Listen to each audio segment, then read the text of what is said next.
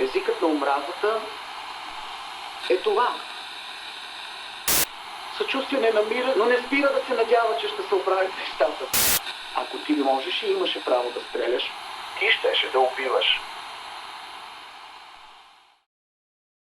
Разбира се, че има думи куршуми, които са.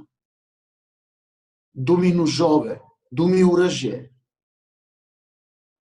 Езикът на омразата е това. Ти стреляш по човекът срещу теб.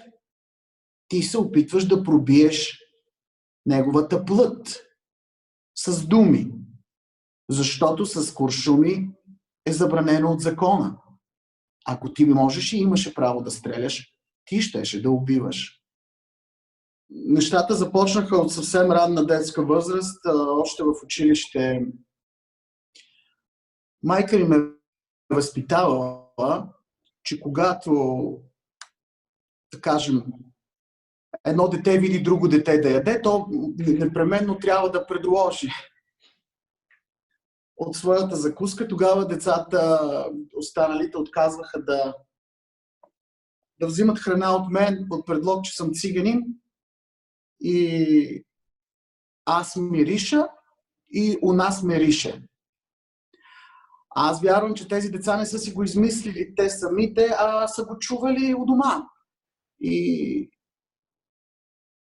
от 7-8 годишен аз съм подложен на тези, как да го кажа, Боже, да изглежда по... Добре, аз съм подложен на тази омраза от малък и почваш да свикваш да живееш с това, че циганите меришат, че те са черни, че не трябва да ядеш от тях. Смятам, че това се е превърнало в норма за нас. Аз си мислех, че наистина мириша и тогава го казвах на майка ми. Мамо, те казват, че мириша. А майка ми е изключително чиста, интелигентна жена. Тя ме къдеше по 2 пъти на ден и ме обличаше, огромна грешка правеше. Тя правеше една огромна грешка, тя ме обличаше в бяло, за да изглеждам свеж и чист. Това беше нещо много страшно, защото аз тогава изпъквах още повече цвета на кожата ми. И аз бях като една черна точка сред всички. На мен е пределно ясно, че аз не изглеждам и не приличам на европеец. Най-малко на българин. Приликата ми с пакистанец, латиноамериканец и т.н.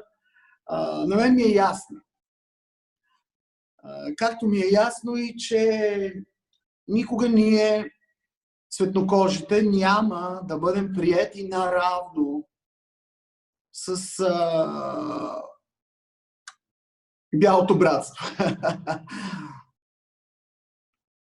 Единственото, което остава, е омразата към цветнокожите, към различните. Хайде да го кажа.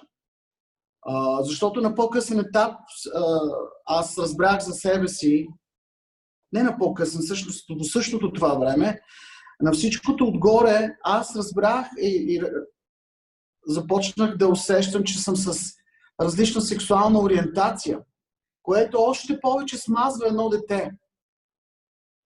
Още повече го кара да се затвори, да се смачка, защото те у дома са чували, че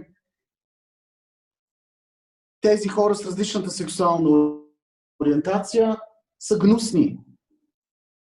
И това беше следващата ударна вълна от омраза към мен.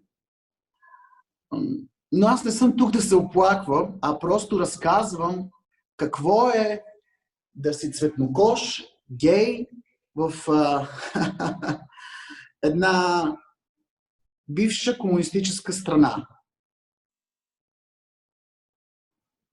Не. Съчувствие не намираха дори моите родители от страх да не се разбере, защото, повярвайте ми, всеки един родител разбира, когато детето му е различно. Но не спира да се надява, че ще се оправят нещата. Сякаш това е грип, който ще мине. Не срещнах никъде разбиране. защото по това време ние не съществувахме. Нас ни нямаше.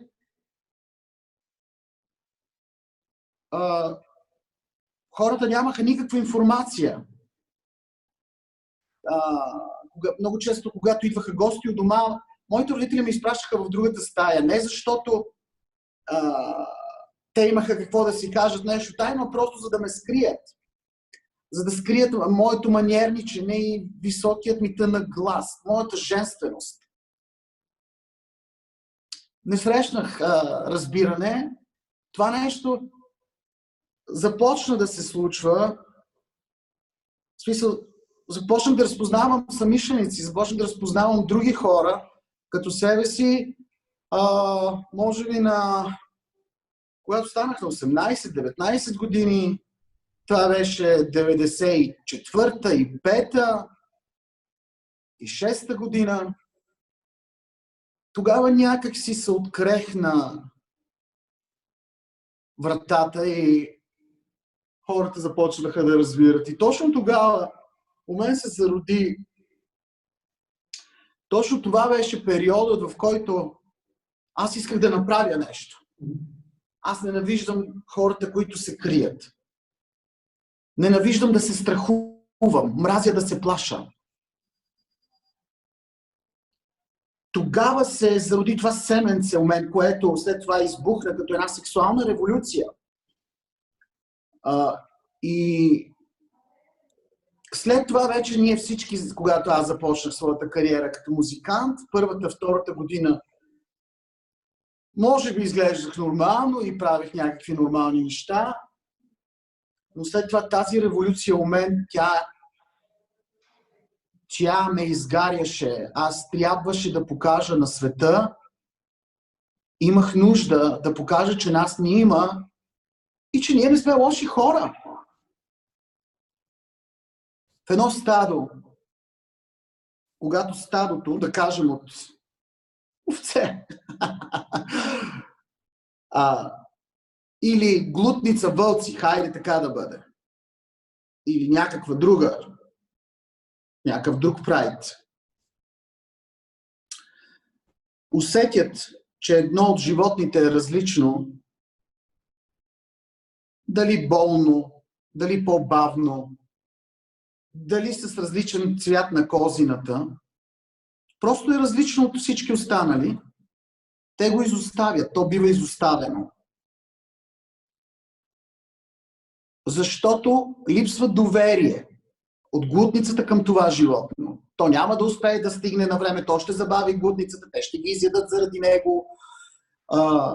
И така, казвам, че обяснявам, това е мое мислене, аз така вярвам, че хората, осъзнавайки, че ние сме по-различни от тях, те гледат да се дистанцират от нас. Така и в света на животните понякога.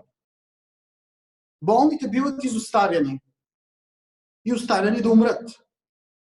Това може би и в природата на човек. Искат да ни няма. Аз вярвам, че различната сексуална ориентация е аномалия, но не е болест. Това е като да се родиш с витилиго или с две различни очи. Хората винаги ще те гледат странно. Но това не е болест. То не се лекува. Ефектите могат да бъдат най-различни, много страшни. Изключително страшни. Могат да докарат до депресия, могат да докарат някого до самоубийство, могат да докарат до престъпления. Виждате какво се случва в Америка. Виждате една обида, едно убийство, до какво води? До разграбване на имущество, до вандалщина, до всичко. До тук може да докара. До война. В Америка е една малка война в момента. Не смятам, че сме толкова обединени. Не смятам, че говорим на един език. Смятам, че тук ние се затваряме зад вратите си и чакаме да отмине. Не мисля, че някога това нещо може да се случи тук. Ние просто не обичаме себе си достатъчно толкова силно, колкото американците вярват в себе си и се харесват, подкрепят. Знаете, чернокожите колко са обединени, какво се случва, когато ходят на църква, какво се случва, когато правят барбекю. Тяхната ценностна система е съвсем различна. Те живеят един за друг. Те живеят за майките си, за братята си, за бащите си, за приятелите си, за обществото си. При нас не е така. Ние се отделяме от семейството си повече, може и никога да не се върнем. Така вярвам аз. Аз вярвам в това. Може да не съм прав. Страхувам се за своята дъщеря. Не в този смисъл. Сега ще ви обясня в кой смисъл. Имам притеснения. Че тя в момента е във възраст, в която се събират тинейджери, тя вече е по-самостоятелна. Страхувам се какво ще чуе за баща си.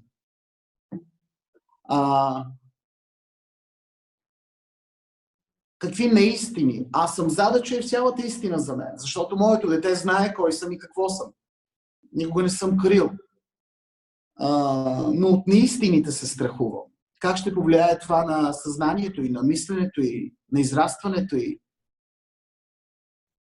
С това е свързан страхът ми, иначе не ме е страх. Аз смея да твърдя и съм категорично сигурен и убеден в това, че аз съм един от най-обичаните изпълнители в България и благодаря на съдбата си, че е така. Въпреки цвета на кожата ми, моята сексуалност, моята музика достигна до най-много хора. Не. Не. Никога. Гневът го имал винаги и до ден днешен. Отворете интернет и напишете името ми. Гневът го има и ще го има, но никога не съм отвръщал. Аз съм революционер, който не наказва. Да, животът ме е събирал с хора, които дори публично са изразявали своята ненавист към мен. След това ставаме приятели, защото на човек не му трябва много, за да ме хареса, защото аз не съм лош човек. Поне така казват. Баба ми казваше една приказка: на топла печка много дърва не й трябват.